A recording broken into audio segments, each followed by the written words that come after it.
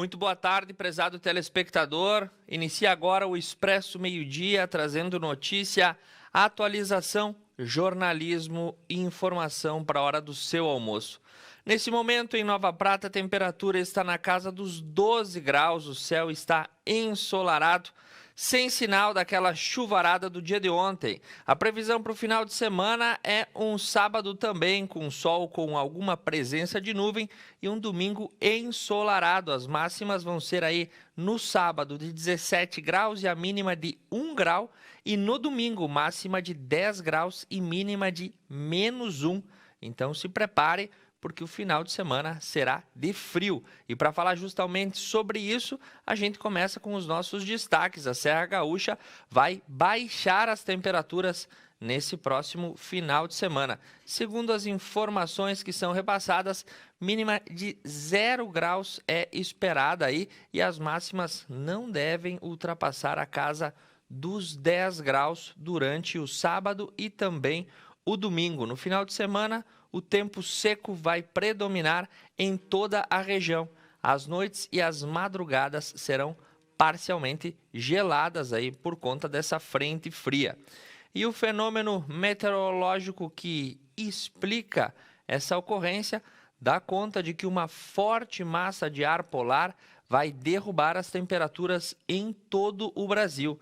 Ela avança através da Argentina e chega ao sul do país. A queda de temperatura será acentuada no final de semana.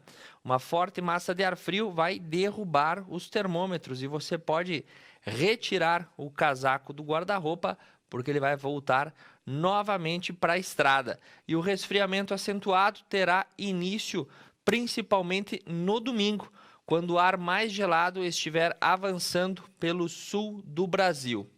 Seguindo com as informações que nós temos,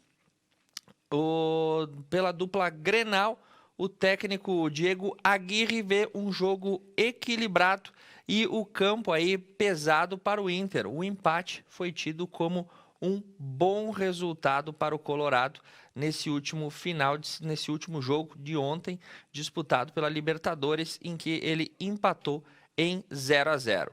Pela dupla Grenal, nós temos aí que Luiz Felipe Scolari assume o vestiário e uma semana depois ele tem que controlar os ânimos para tornar o time do Grêmio efetivo.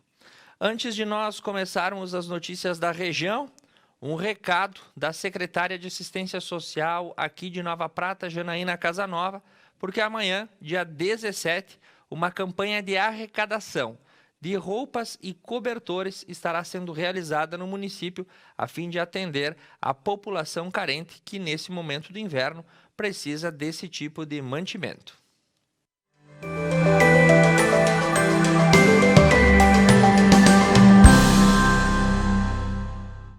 Nós temos um convite para você no próximo sábado, dia 17. E a secretária de Assistência Social aqui do município de Nova Prata, Janaína Casanova, deixa esse convite para você. Olá, comunidade pratense.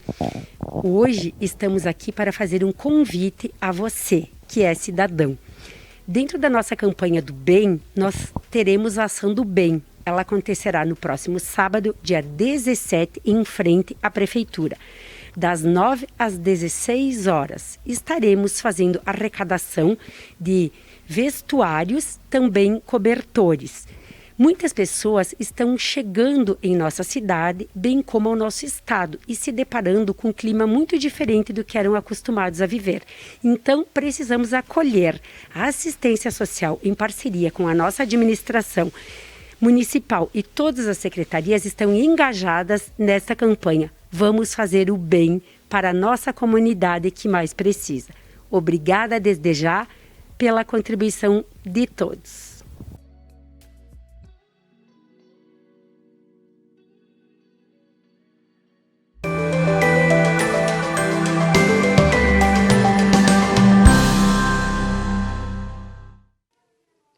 Muito bem, aí o recado da Ação do Bem, amanhã, dia 17, no Centro de Referência de Assistência Social, na Prefeitura Municipal e demais pontos de arrecadação. Em especial, pede-se cobertores. Continuando pela região, o destaque fica por conta de Cotiporã. O prefeito Ivelton Matheus Ardo esteve em Brasília nessa semana e garantiu R$1.300.000 em verbas que serão destinados ao município cotiporanense. Na semana, aí, no período de 12 a 15 de julho, o prefeito Ivelton Matheus Ardo e o secretário de Obras Valdir Falcade estiveram em Brasília buscando recursos e firmando novas parcerias para o desenvolvimento cotiporanense. Além da visita ao gabinete de deputados e senadores, bem como à Comissão da Agricultura na Câmara dos Deputados, através de sua presidente Aline Sleugetz, as autoridades cotiporanenses garantiram e celebraram mais de R$1.300.000 em recursos para o município. E na página da Prefeitura você encontra aí quais foram os parlamentares que repassaram um conjunto de verbas que totalizam R$1.300.000 que vem a complementar o município de Cotiporã. Em Bento Gonçalves, os comerciantes retornam ao seu estado de confiança plena, segundo uma pesquisa realizada junto ao comércio local e hoje, parabenizando todos esses que têm o ofício de comercializar bens e serviços, a confiança do comerciante brasileiro subiu pela segunda vez consecutiva nesse mês. De acordo com o Índice de Confiança do Empresário do Comércio, o ICEC, apurado pela CNI, a Confederação de Comércio e Bens e Serviços e Turismo, o indicador seguiu acentuado em um ritmo forte, com um avanço de quase 12% em relação ao mês anterior e chegou a 107,8 pontos, voltando para a zona de satisfação, o que não ocorria desde março de 2021. Em comparação com julho de 2020, o crescimento foi superior à casa de 50%. Seguindo com as notícias, ruas de Bento Gonçalves são bloqueadas para fazer o tratamento após um vazamento de óleo. Segundo as informações repassadas pela radiodifusora, um vazamento de óleo na pista deixou pelo menos 2 ruas de Bento Gonçalves com o trânsito bloqueado na noite de ontem. Os locais estão sinalizados com cone e existem motoristas que insistem em passar a sinalização. Um caminhão desceu pela rua Doutor Montauri em direção ao centro e, posteriormente, acessou a rua Assis Brasil. Dessa forma, ocorreu um vazamento de óleo e, por consequência, o bloqueio do trânsito em 2 pontos, tanto na Doutor Montauri quanto na Osvaldo Aranha e na Barão do Rio Branco e também na Assis Brasil, próximo ao Marquês de Souza. O Corpo de Bombeiros colocou serragem na pista nos pontos para efetuar a limpeza e os trechos estavam sinalizados com cones. Seguindo com as informações, também estão abertas as inscrições para o ensino de jovens e adultos, o EJA. Segundo as informações, as inscrições estão à disposição até o dia 25 de julho. Os alunos interessados em cursar o EJA devem fazer o cadastro de forma online pela página educacão.rs.gov.br. Quem não conseguir acessar o endereço eletrônico ou não tem acesso à internet, pode se dirigir à Escola Bento, que fica na Rua Maceió, número 26, em Bento Gonçalves. E maiores informações pelo 3452-2185.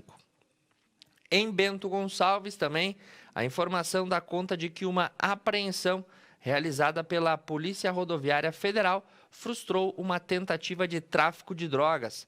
4 traficantes com 230 quilos de maconha foram presos em Bento Gonçalves. A droga estava escondida no porta-mala e foi apreendido aí no final da tarde de ontem. Durante a ação, 2 veículos foram abordados, um Voyage e um Uno, com placa do Paraná, que viajavam juntos. Durante as buscas, foram encontradas 230 quilos de maconha. Em um dos veículos viajava um casal com uma filha menor de idade que foi encaminhada ao Conselho Tutelar. Os 3 homens e uma mulher que estavam no Paranaense, no carro com placa do Paraná, possuíam um histórico criminal e foram presos pelo crime de tráfico de drogas, e as drogas foram encaminhadas ao Departamento de Polícia Federal, gerando um prejuízo aproximado de R$400 mil ao crime organizado. Em Caxias do Sul, os cartórios de registro civil bateram um recorde de número de óbitos no primeiro semestre desse ano. Segundo as informações, foi encerrado aí com mais de 2,6 mil óbitos na cidade caxiense, representando um salto de 86% na média histórica da cidade. Mesmo na comparação com a primeira metade do ano passado, que chegou a ter 4 meses impactados pela pandemia, há uma elevação de cerca de 60% no número dos óbitos. Seguindo com as notícias, também em Caxias, a escolha da rainha da festa da uva, que foi adiada por circunstâncias aí que ocorreram no último concurso, foi remarcada e será o dia 22 de julho, quinta-feira. Então, a 33ª edição da festa, que comemora 90 anos de história. A cerimônia vai ocorrer no Ux Teatro a partir das 20h15. O aeroporto de Vila Oliva, a nova grande obra da Serra Gaúcha que será erguida em Caxias, ainda não tem empresa definida. Segundo as informações, a empresa que vai realizar o projeto executivo da obra teve o anúncio adiado. Segue em andamento a licitação do projeto do Aeroporto Regional da Serra Gaúcha, e as 3 empresas envolvidas na disputa tiveram a documentação aprovada pela Secretaria de Planejamento. Entretanto, uma empresa aí teve os seus documentos impugnados, e agora a questão está sendo resolvida no âmbito do processo licitatório. Então ainda não se tem o nome de quem vai ser o responsável pelo projeto do aeroporto em Vila Oliva. Sobre vacinação e tendências das cidades, Caxias do Sul antecipa a segunda dose da AstraZeneca para o público que aguardava recebê-la. E a informação dá conta de que as pessoas que receberam a primeira dose até 8 de maio podem comparecer aos postos de saúde para receber a segunda dose. O governo do estado alterou o calendário, que inicialmente era de 16 semanas e passou para 10 semanas. O intervalo que passou, de 12 para 10 semanas, a fim de prevenir acerca da variante Delta.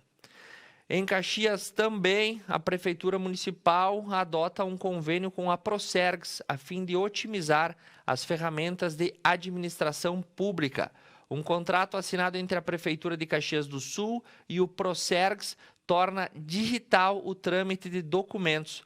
Por meio do novo sistema, será criado aí o eGov, que será feito um sistema de peticionamento eletrônico e acompanhamento de todas as questões diretamente pela internet, sem a necessidade de protocolos físicos, a fim de modernizar a administração.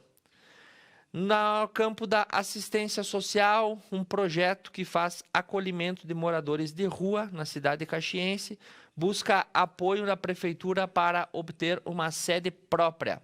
A Pastoral das Pessoas em Situação de Rua de Caxias busca o apoio para a conquista de uma sede definitiva, o projeto Hospedagem Solidária. Por meio de representantes das entidades, se apresentam demandas para o Executivo, e o encontro ocorreu na última segunda-feira, dia 12, e foram alinhavadas aí importantes estratégias a fim de tentar viabilizar a sede para esta instituição de acolhimento. Na metade norte, na capital nacional do churrasco, Lagoa Vermelha, a informação dá conta de que vamos até o próximo dia 20, até a próxima terça, as inscrições para a segunda mostra de vinhos que vão prosseguir. As informações dão conta aí de que produtores que residem em Lagoa Vermelha ainda podem prestar a sua inscrição para a segunda mostra municipal de vinhos artesanais, num evento organizado pela Emater e pela Prefeitura, a fim de escolher o melhor vinho produzido em Lagoa Vermelha. Na capital do Planalto Médio, a média de idades para vacinação vai cada vez baixando de forma rápida. E agora o público com 34 anos poderá receber a primeira dose no dia de amanhã. Gestantes e puérperas também poderão ser vacinadas como os acadêmicos de farmácia, psicologia e fonoaudiologia. O processo de vacina dessa etapa ocorre no CTG Lalau Miranda, das 8 até as 13 horas. Como nós antecipamos anteriormente para você, hoje é o dia do comerciante. E melhor do que isso é conversar com o presidente da Câmara de Dirigentes Lojistas aqui de Nova Prata, o senhor Tiago Giareta, que traz aí as virtudes e os desafios da prática comercial nesse ano de 2021 aqui na cidade de Nova Prata. Após o intervalo comercial, eu retorno com as notícias do estado, do Brasil e do mundo no seu Expresso Meio-Dia. –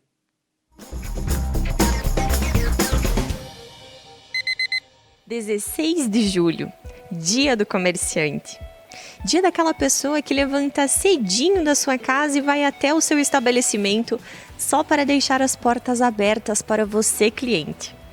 Hoje nós estamos na CDL aqui de Nova Prata e vamos conversar com o presidente Tiago, que vai deixar a sua homenagem a estes grandes guerreiros. Então, desde 1953, a gente comemora no dia 16 de julho o Dia do Comerciante. Essa classe tão importante para a nossa economia, provavelmente é uma das profissões mais antigas que nós temos, porque quem nunca vendeu algo na vida? Todo mundo já foi comerciante algum dia, desde criança, até trocar alguma coisa com um primo ou um irmão. E com isso a gente vê a importância que tem o comerciante. Ser comerciante hoje em dia não é nada fácil. Manter as portas abertas aí com a pandemia foi muito complicado para todo mundo. As contas vindo, mantendo os salários dos funcionários em dia, sem estar vendendo, sem estar faturando. Então, são verdadeiros guerreiros aí que não desistem, que merecem todo o nosso apoio e reconhecimento. A CDL, desde que começou a pandemia, não mediu esforços para estar do lado do associado, do comerciante, ajudando, seja da gastronomia, seja do comércio, dos serviços. A gente sempre esteve fazendo o que estava ao nosso alcance para que eles continuassem trabalhando e exercendo as suas funções. Iniciamos hoje a Semana do Comerciante. Então, o associado que vier até a CDL vai ganhar um presente, uma recordação aí. Então, a gente convida o associado que vem até a CDL, conheça a nossa sede aqui, a equipe interna, a CDL é a casa do comerciante. Então, ele pode vir aí tomar um café, que vai ainda ganhar um presente aí, uma recordação da Semana do Comerciante. Então, eu gostaria de parabenizar novamente aos comerciantes e muito obrigado por fazerem a economia girar.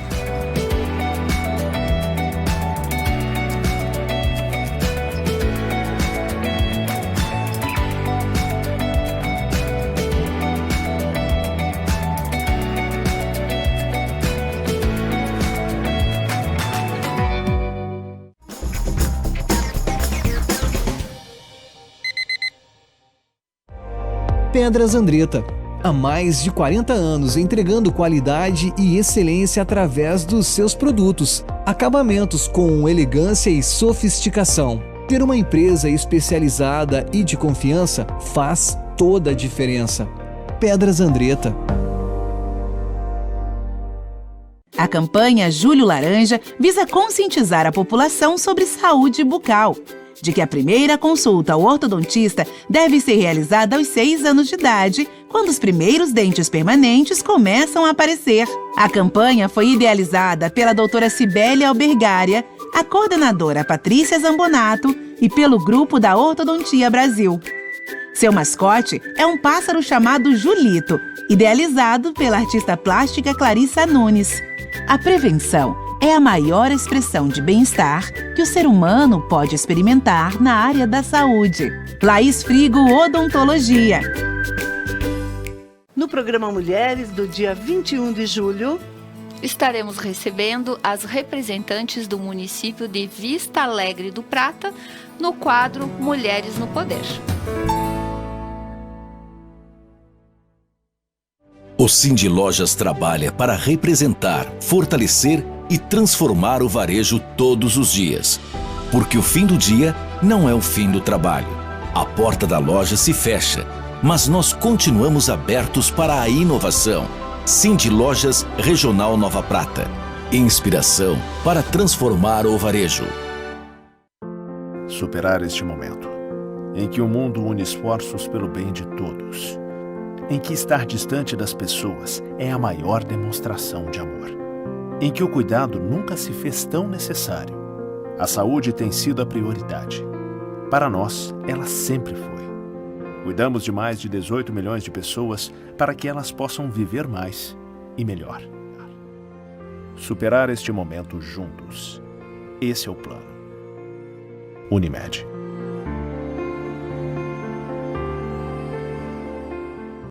O Sacolão das Frutas espera você com grande variedade de frutas, legumes, verduras frescas e de qualidade. Uma linha completa de mercado que você pode contar em horário diferenciado, além de atender aos domingos e feriados. Sacolão das Frutas. O sabor e a qualidade para a sua casa.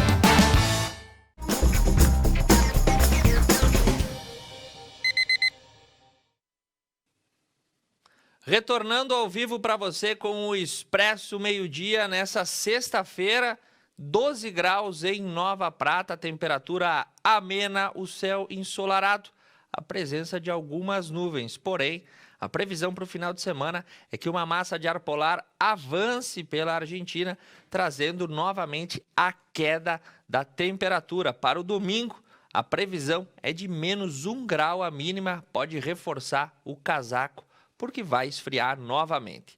E os destaques do Rio Grande do Sul, começamos com destaque nacional. O estado é notícia no Infomoney, porque a CET, você tem que falar devagar para não se confundir, a divisão da CE de transmissão vai a leilão hoje na Bovespa, na B3, e o lance mínimo é de 1,7 bilhões de reais e se espera uma disputa grande, haja vista que a divisão de transmissão da CE é superavitária, possui ativos interessantes e é olhada pelo mercado como um bom investimento. O governo gaúcho deverá vender a sua participação, que é de 66% na companhia, para quem estiver interessado. Entre os principais acionistas a virem manter lances nesse leilão está a Equatorial Energia, que já adquiriu o braço de distribuição, entre outras empresas como a Transmissão Paulistana, a CPFL, a Alupar, a Pension Plan Investment Board, entre outras empresas canadenses que também teriam interesse em ingressar no ramo de transmissão, chefiado pela CEE. Seguindo com as informações do Estado, deputados gaúchos vão ao Tribunal de Contas para solicitar uma auditoria dos números da dívida pública do Rio Grande do Sul com a União. E eles dizem que a dívida pode estar paga dependendo do critério adotado para o cálculo. Há 23 anos, quando Antônio Brito firmou um acordo com o governo Fernando Henrique Cardoso, a dívida era de 9 bilhões de reais.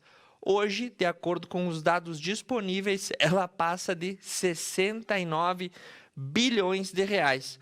Por conta disso, Luiz Fernando Mainardi, um dos deputados, juntamente com Tiago Simon, encaminharam na última quarta-feira um requerimento ao presidente do Tribunal de Contas do Estado, o conselheiro Estilac Xavier, solicitando que o órgão promova uma auditoria sobre a dívida gaúcha com a União.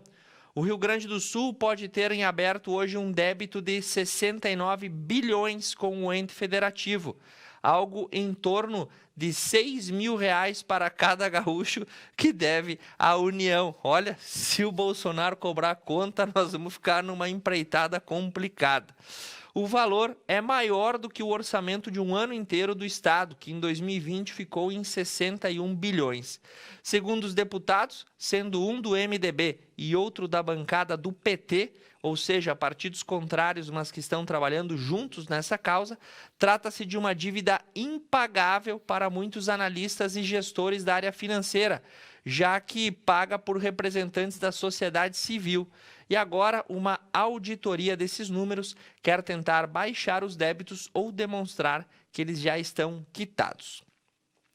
Ainda falando sobre o incêndio no prédio da Secretaria de Segurança Pública, alguns dados vão surgindo e conforme eles aparecem e se confirmam, nós repassamos para você. O Detran registrou, aí o Departamento de Trânsito, registrou a perda de 95 mil processos após o incêndio da SSP. O órgão vai realizar uma consulta junto à Procuradoria-Geral do Estado para que não haja prejuízos ao cidadão. Tratam-se de processos vinculados à habilitação de trânsito, multas, recursos, enfim, da competência que cabe ao Detran. Muitos desses processos estavam ainda em termos físicos, ou seja, eram de papel, e aponta-se que podem ter sido perdidos dados importantes, ainda sem uma real dimensão.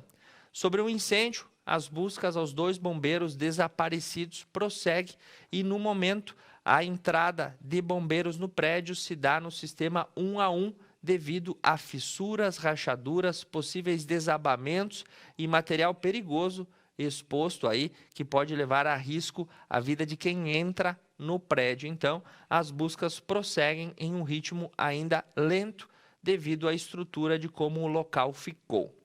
Segundo informações do Correio do Povo, a falta de viaturas para combate em incêndios de altura e prédios elevados acaba sendo um problema crônico e histórico no Rio Grande do Sul, afirma o comandante.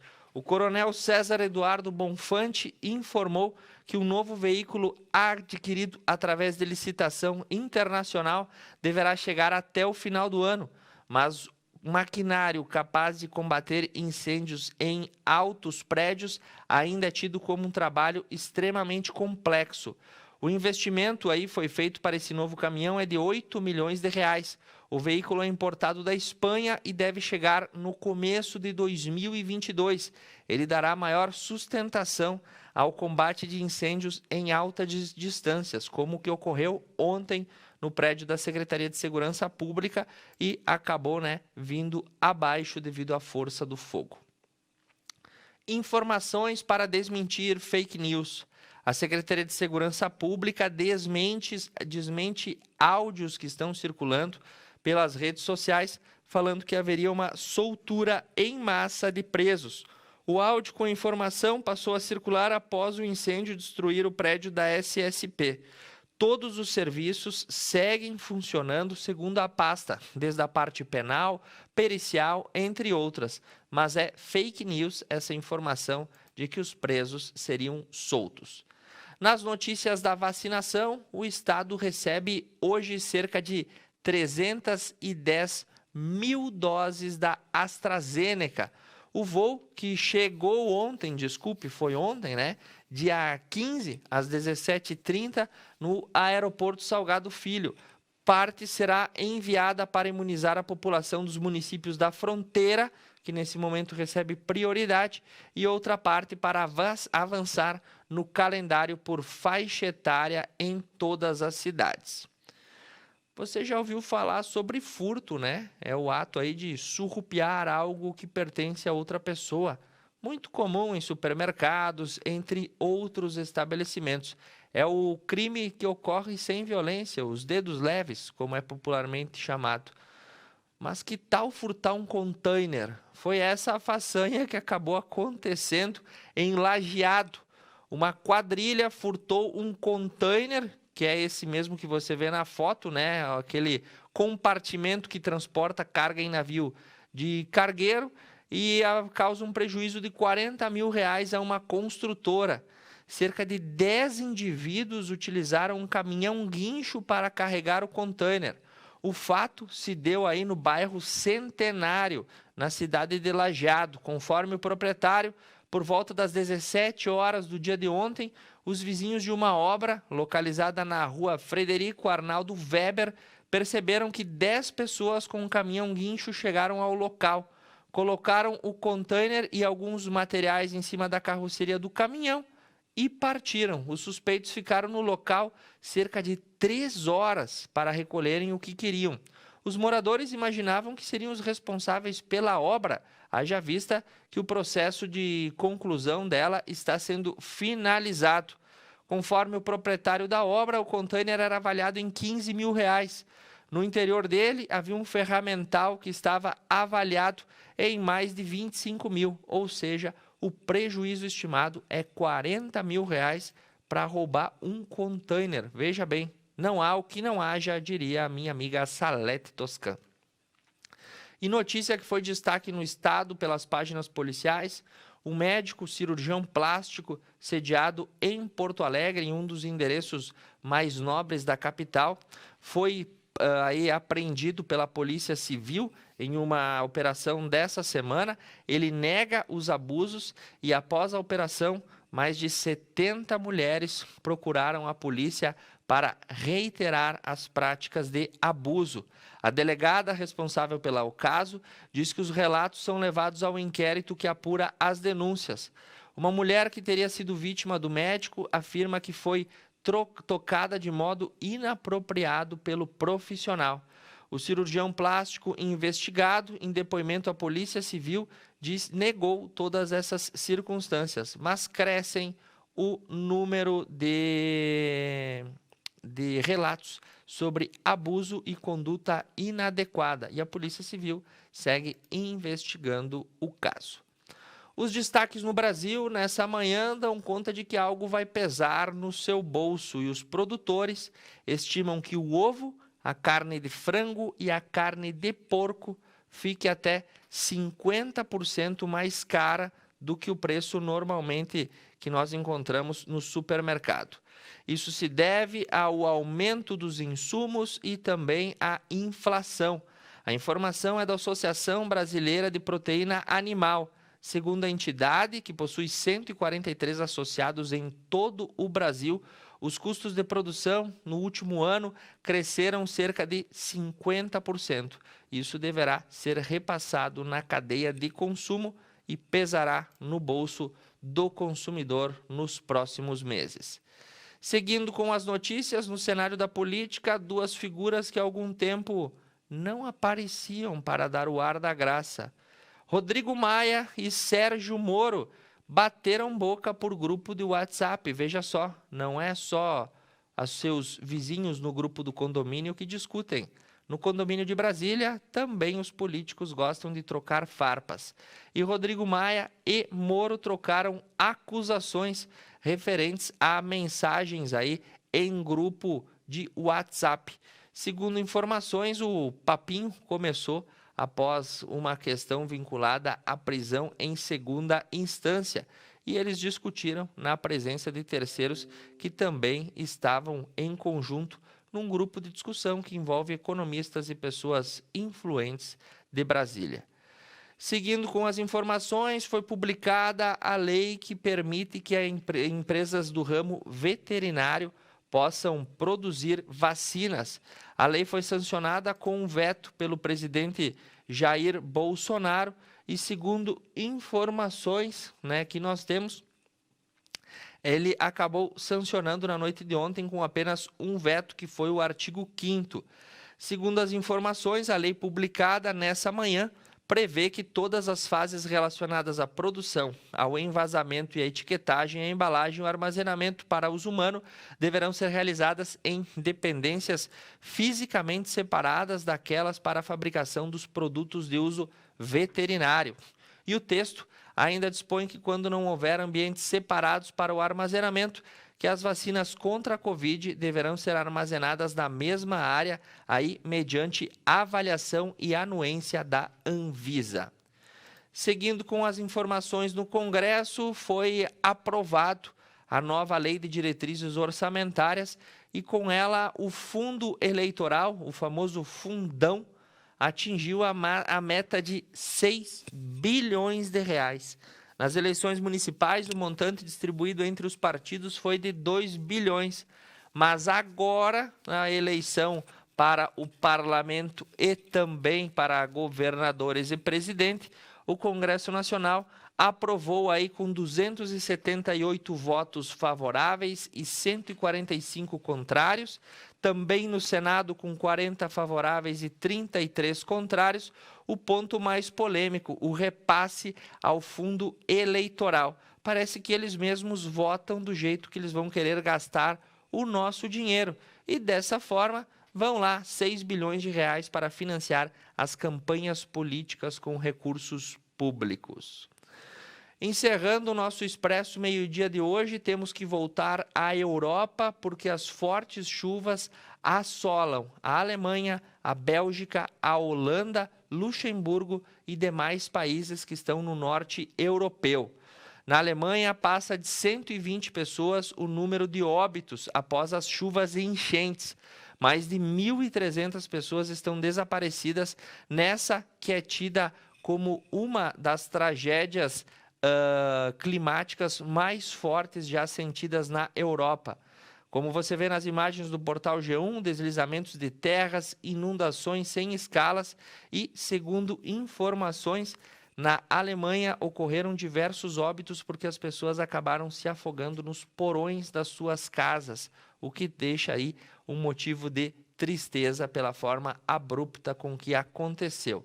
As chuvas seguem caindo durante o dia de hoje e conforme as atualizações surgirem, nós repassamos para você nos nossos núcleos de jornalismo.